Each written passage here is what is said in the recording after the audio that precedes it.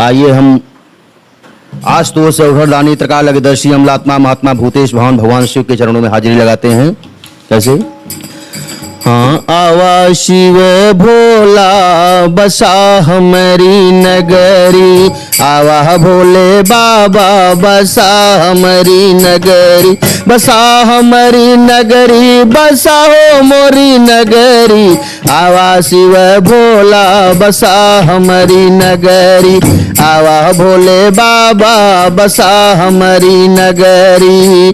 तोहरे बैल का मेवा खियैबै, तोहरे बैल का मेवा खियैबै, तोह का पियाई देबै भांग भरी गगरी, आवा शिव भोला बसा हमारी नगरी, आवा भोले बाबा बसा हमारी नगरी, आवा शिव भोला बसा हमारी, हाँ बसा हमारी नगरी, बसा हो मोरी नगरी, आवा शिव भोला बसा हमारी नगरी, आवा भोले बाबा बसा हमारी नगरी।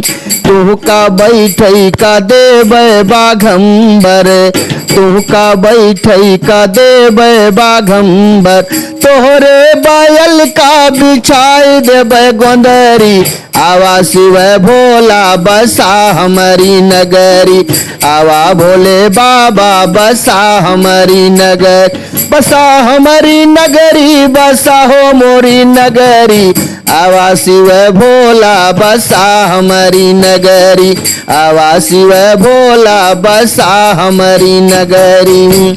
जो गिरजापति पूजत नाही, जो गिरजापति पूजत नाही, वही के तो जन्म कर्म गए बिगड़ी, आवा शिव भोला बसा हमारी नगरी, आवा भोले बाबा बसा हमारी नगर, बसा हमारी नगरी, बसा हो मोरी नगरी, आवा शिव भोला बसा हमारी नगरी।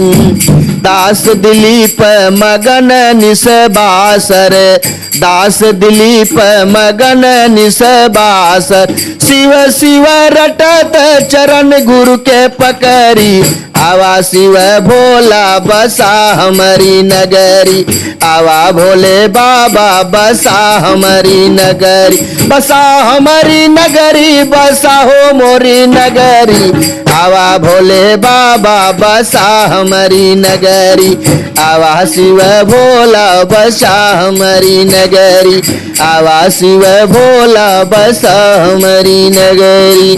बोली शंकर भगवान की जय।